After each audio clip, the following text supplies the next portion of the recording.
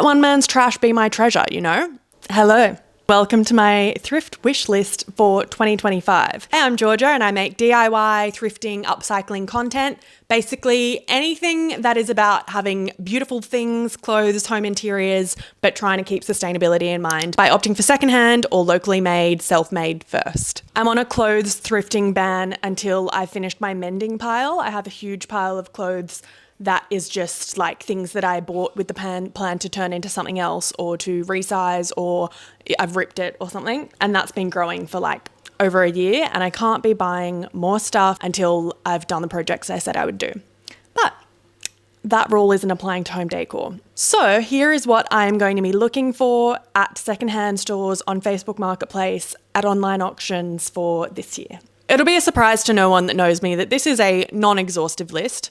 I will be very open to purchasing other secondhand things that I find, but I do find it helpful to, particularly when you go to op shops as much as I do find it helpful to have a bit of a guideline of what I'm actually looking for, because otherwise, like, say when I was doing clothes, I'll just always end up going to the oversized shirts, like men's shirts section, and just buy more shirts because they're good and they're nice and like I wear them. But when I've been like, oh no, but you actually need a plain black handbag, that reminds me to go and look for that thing. All right, now let's get into this list. Number 1, staghorn fern. One of the most important things when you are interior decorating, when you don't have a giant space, is using your wall space, and just prints and photos and artworks get boring. So I would like to get a staghorn fern. I don't know if it'll be for outside or for inside yet. I actually have to do a bit more research into like the growing conditions for them. I think these can be quite expensive, but I think getting one that's already been owned and grown and established is a good idea. And I've seen them on Marketplace and even at auction houses, like when deceased estates happen and things like that. So that's on the list. Next thing is a funky ashtray. I don't smoke or vape anymore, but you know, you always need an ashtray for when people come over. We did get this one.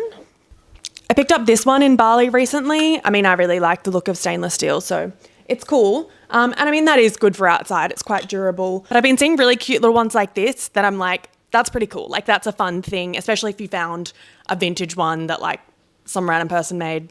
Just something I'll be keeping my eye out for. In a similar vein for like, I definitely would lean into the vintage kitsch vibe for, is a butter dish. Now, not 2024, but 2023, my biggest thrift regret of the year was leaving behind this butter dish at a tip shop. It didn't have the base of it, it only had the top. And so I was like, oh, I shouldn't get it.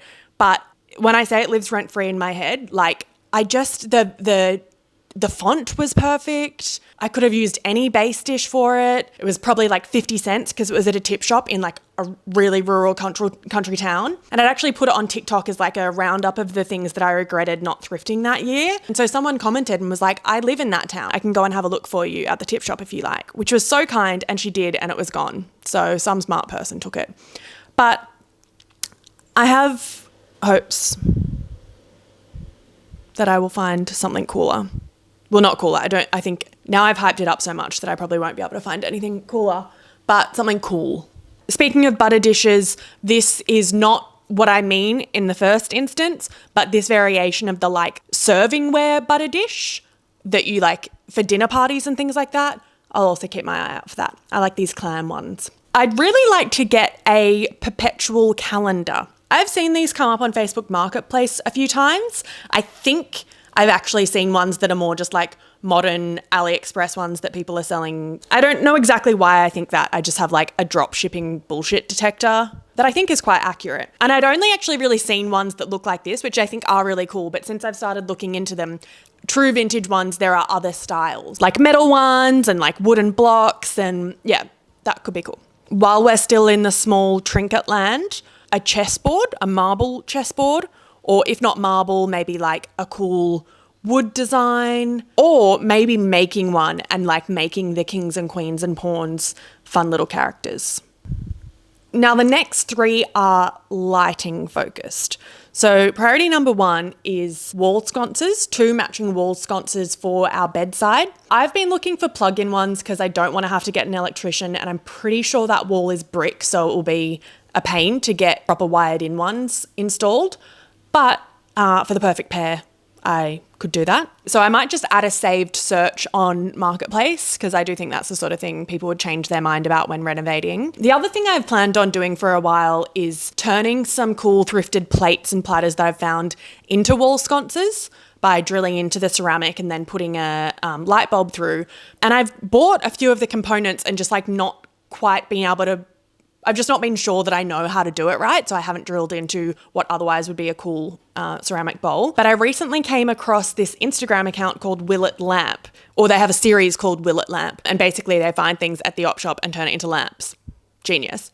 I think they are lighting designer people, so they know what they're doing. But then I saw last week that they're planning to release like a tutorial series about how to turn things into lamps. So I'm like, that is perfect timing. If I can't thrift the perfect sconces, maybe they can help me like figure out how to make my own. In addition to that, but it would be after finding the sconces, I would like to get some new bedside lamps. So I would like to have both sconces and bedside lamps, because at the moment we only have two like small, they don't give a lot of light, but they're fine for reading. They're actually perfect for reading because you can angle the head. So if I want to read and Jai wants to sleep, we can make that work.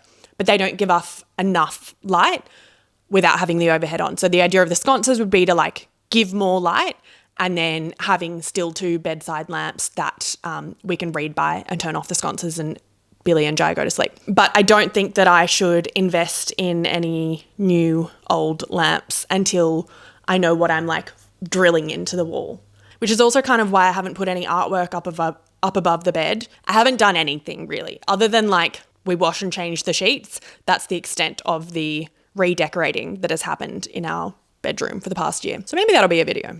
Continuing this lighting theme, I would like to get a cool floor lamp. I'm looking at one right now that I got at an op shop in February for an absolute steal. She basically just gave it to me for the cash that I had in my wallet, which was $7.50. And it's really cool, but it's not that interesting. Like, it's cool, but it's not, I think I could find something just more interesting. And I have found things that are more interesting, but just not jumped on it because it's not a priority. Whereas this year I'm saying if I go into an op shop and I see a cool lamp, permission to acquire. Now, I was hyping myself up to make this video, and then I just got a message from someone that I've been talking to on Facebook Marketplace who has now decided to sell the thing I wanted to someone else. So now I'm like, I can't describe that feeling. It's like such a slump, not a hump.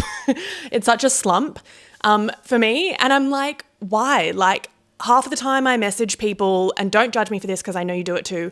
Half the time I message people, I don't end up buying the thing that I said I was interested in because, you know, shit happens or it's too far away or whatever. So, you know, I can't dish it if I can't take it. But that thing was a dining table. We currently have a Chiswell extendable dining table that matches our chairs, and it's fine, but it's fine. I want something a little bit more jazzy. I'll put up a photo of the one that I was looking at. It like extended to double its length and it had cool chrome legs, whereas ours is just like, I don't believe in the quote, everything happens for a reason, but I'm going to choose to believe that something better is on the cards for me as far as a dining table replacement. I also kind of think there's actually quite a lot of timbers going on in our house. So maybe trying to upcycle a table into something like this would actually be a real vibe. We've got like a red thing going on there. Could do like a baby blue.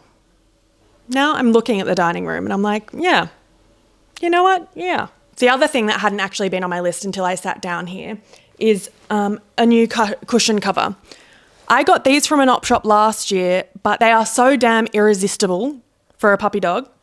She's just, you know, she's destroyed them. So cushion covers are on my thrift wish list, or cool fabric that I can turn into cushion covers. Probably more the latter because I think I'd like to make some with frills.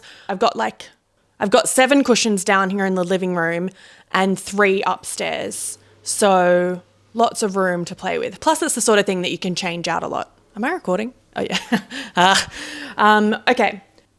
This is quite specific and I'm not sure if I will find it, but it's on the list.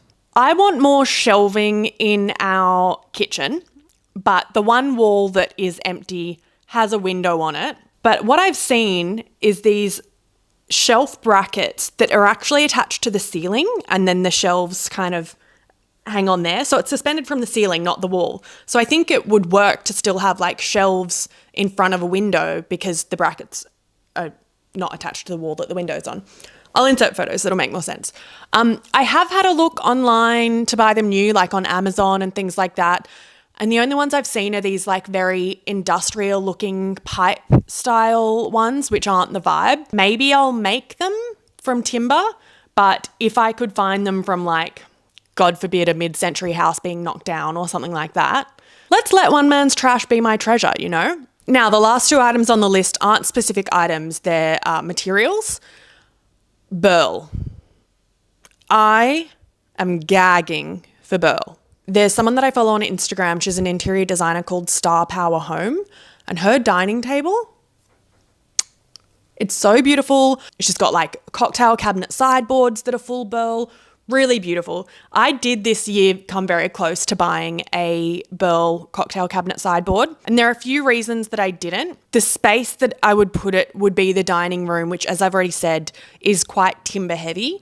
So I just thought it might kind of overtake the space a little bit. The dimensions were also a bit tricky, and our dining area used to be a bathroom. The place that we live used to be a shop, and so we changed the layout a bit when we moved in. And I had a role to play in putting up the wall and plastering it, putting on the skirting boards, helping with the floorboards. All of this to say none of those things are straight or level. So I'm not super confident about putting a large heavy sideboard on that particular space. I think having something so straight and tall, actually I know this because we put some shelves there last year, and like having them straight up against the wall, it just showed that the wall was like, boop.